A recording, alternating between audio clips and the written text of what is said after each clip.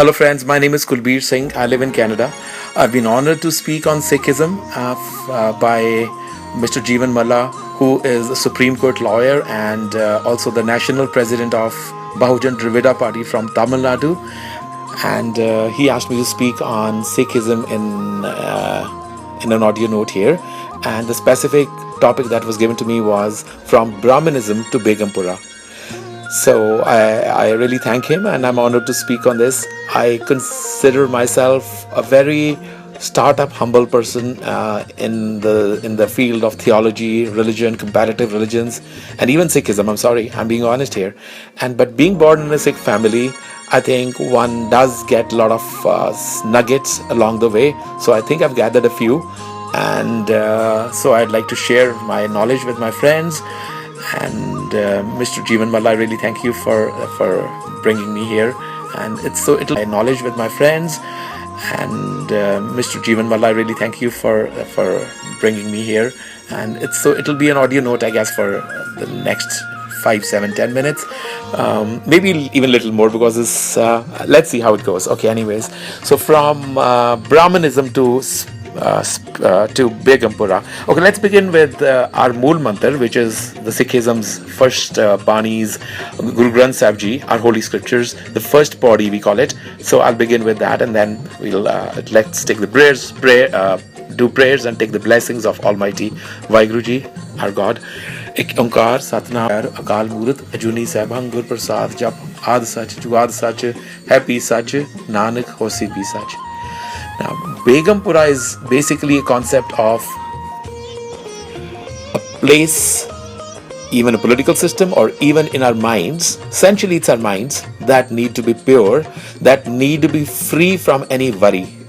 Gum is worry and sorrow, despair, all the traits of unhappiness, which is the absence of light, the absence of the divinity, the divine consciousness, that we fall into the trap of all these things.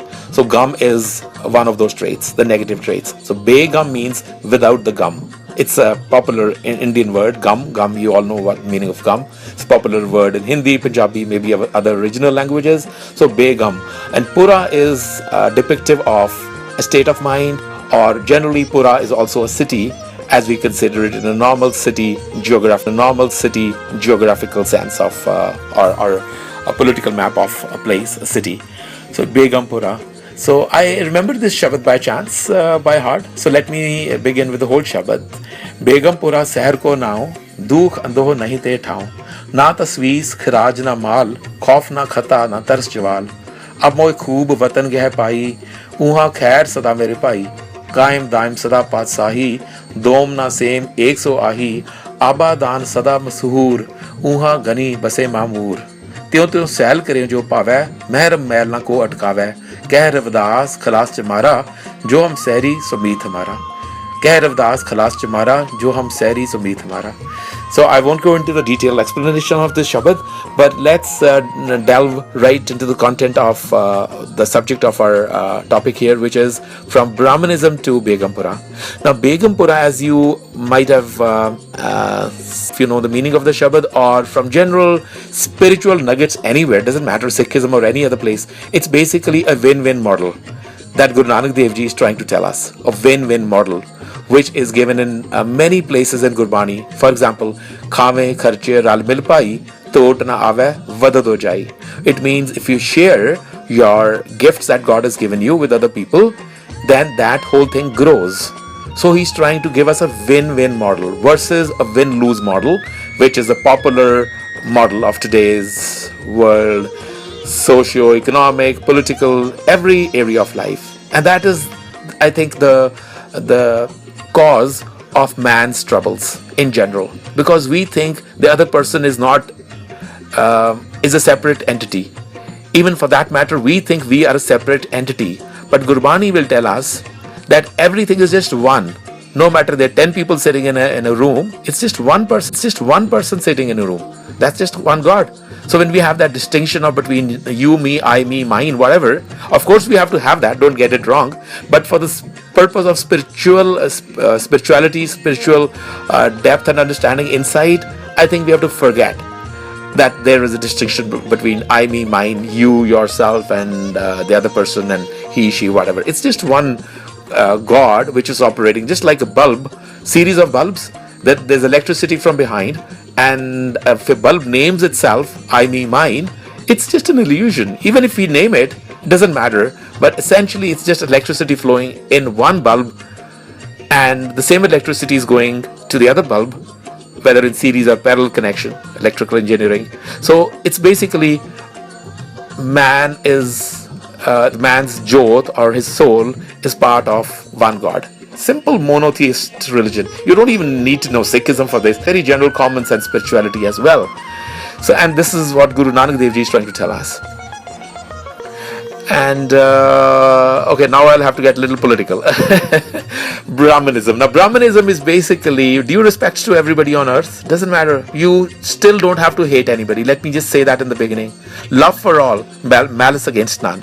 This is another spiritual concept, whether through religion or through any quotation or any just general maxim or kind of a meme, or call it a quotation.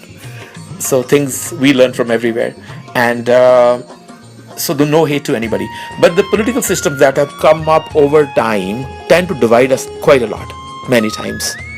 And in our perception, Brahmanism is basically, in my perception, my view, Brahmanism is, it may have good things, it may have a lot of spiritual content in it. So I'm not trying to get into that, because I need to get into political standpoint here in this short audio note, the little audio lecture that I'm trying to make here. So Brahmanism, we'll talk only from a political angle. That is that they divided the classes into so many different things, right? But Guruji made it a one-man show, that my Sikh, or my Sikh, doesn't matter necessarily a Sikh person technically, yes, eventually maybe technically if you want to follow Sikh religion in other specific concepts as well, but in a general, call it a software hardware segregation. So from a software angle, anybody could be a Sikh for that matter. Even many times other people are better Sikhs than the Sikhs themselves.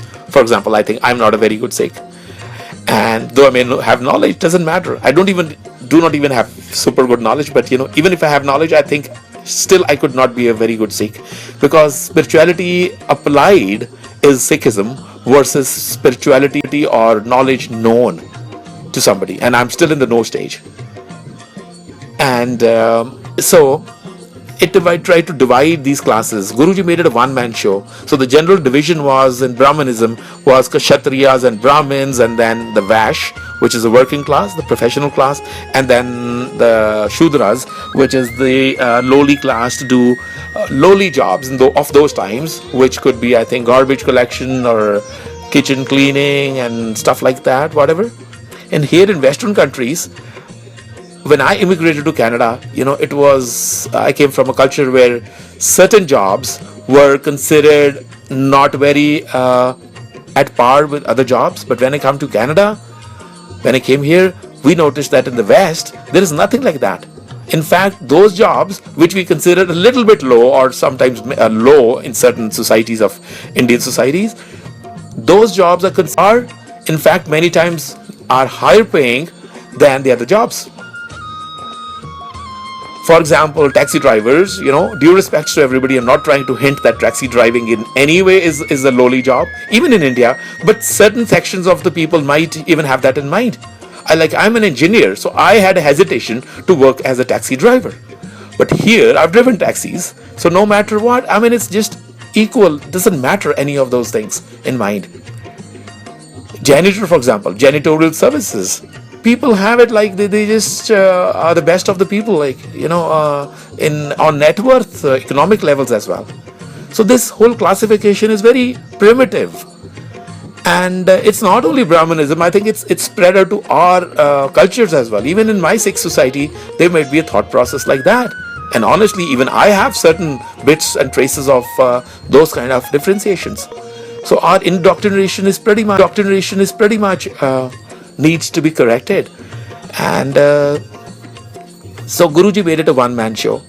So I think it's a good start point for me to share my thoughts with you.